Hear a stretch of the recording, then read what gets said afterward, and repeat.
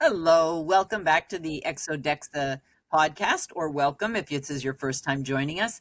I'm here with the Nolan Bushnell, who generally needs no introduction at all, but he is the godfather of video games. He brought us Pong and Atari and Chuck E. Cheese. And now we're working in education. So Nolan and I co-authored a book together called Shaping the Future of Education. I'm Dr. Leah Hanes, and we are out to change the way we educate kids. And today we're talking about what's happening next in education and where does AI stand in the classroom. And I would just like to start by saying that I went to South by Southwest EDU a week ago, and they had such an amazing lineup of speakers and keynotes. I just absorbed as much as possible, and it made me feel like we're on the right track, because all of the conversations around AI and access to technology are the things that we are trying to do, and the discussions around engagement. Kids are spending as much time as humanly possible, and their parents will allow, playing video games. So why not put what we want them to learn in games they want to play? And that's what we're up to. And how do you think AI fits into that? Well, I think that, all AI is not created equal. We have ChatGPT, which is very good with spoken word. We have, hotpots and a lot of ones that are really good at visuals. And there's creating things now that are quite exciting in terms of creating even videos with people and synthetic people and robots and all kinds of crazy stuff. So what they are is they're kind of the next evolution of the calculator. Instead of learning, math, times tables, now you learn AI, and it just amplifies your capabilities. Mm-hmm. And so I think that we really need to embrace AI in the educational construct, not be afraid of it, because it's a tool.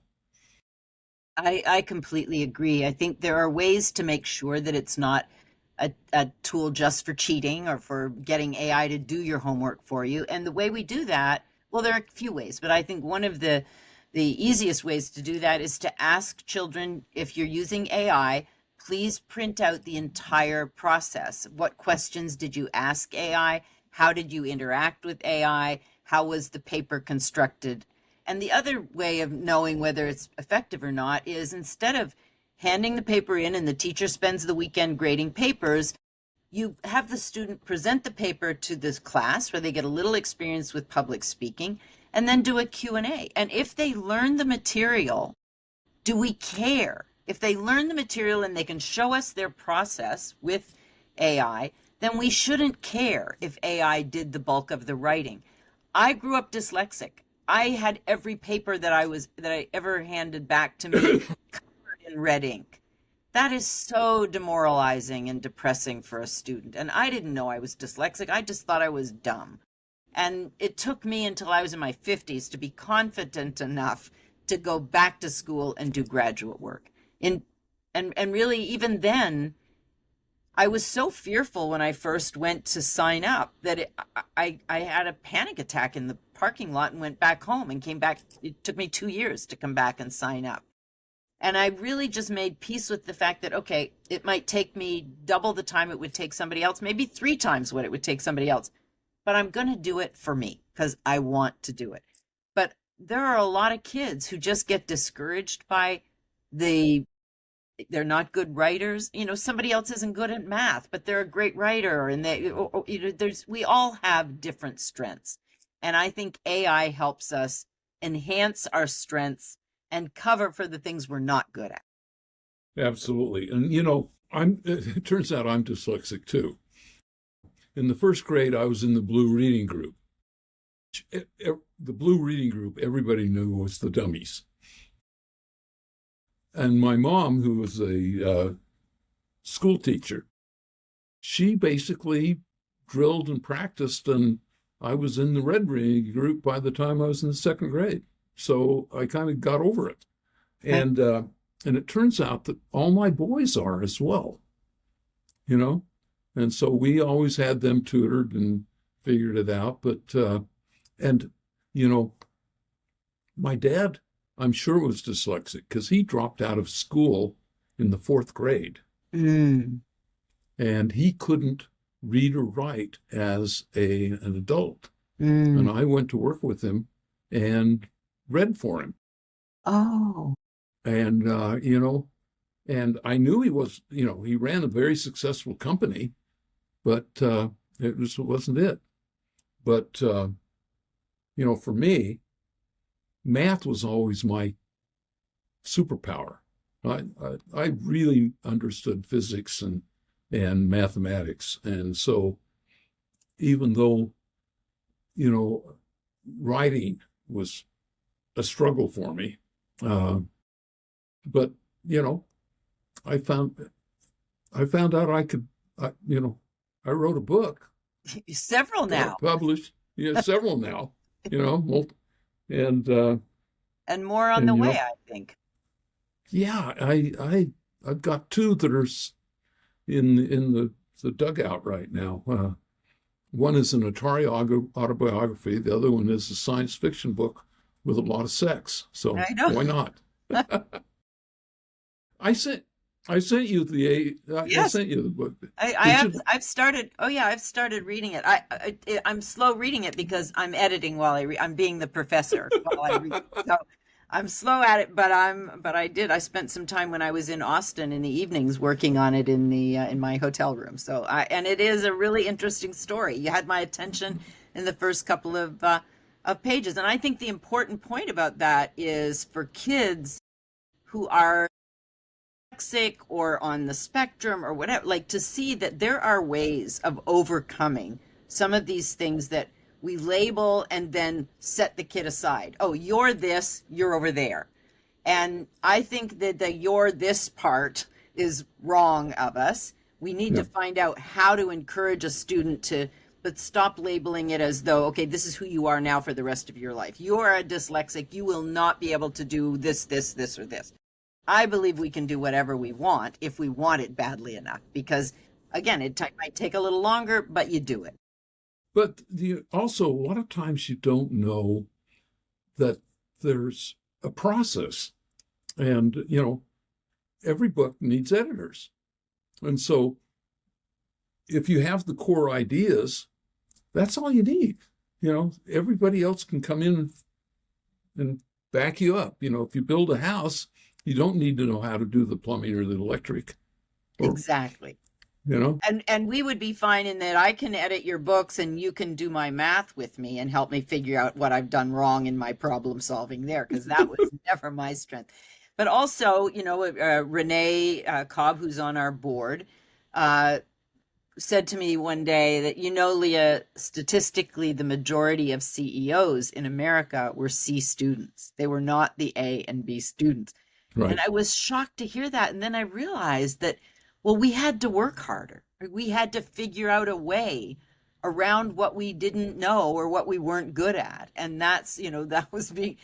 I was a solid C student my whole life. No one in my early education expected me to go on to graduate school. And certainly maybe one of my high school teachers thought I had the potential to do what I'm currently doing, but nobody else, just one.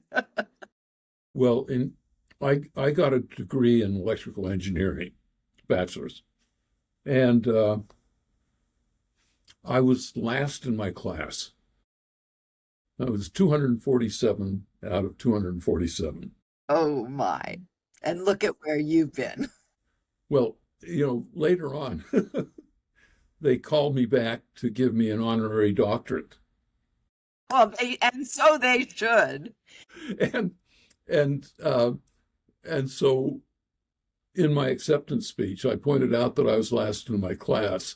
And I don't think the professors actually wanted me to say that. But you know, it's absolutely what should be said, though, because I think kids out there who are struggling, who, you know, because I just thought of myself as not very bright. And if I had heard that someone like Nolan Bushnell, with his accomplishments, was last in his class, that would give me so much hope for my own future. And there are so many kids out there who are not academically strong, but could do something entrepreneurially, or, there's just so many reasons why you should say that and why kids should know that that's the case. I'm Well, really excited about the AI portion of our game that the Kevin and Mustafa have put together, because we were calling it the prequel, but as they've been showing me the elements of it, I feel like it's now our main game.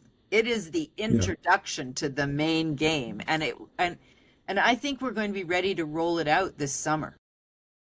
Oh, I'm so hopeful for that.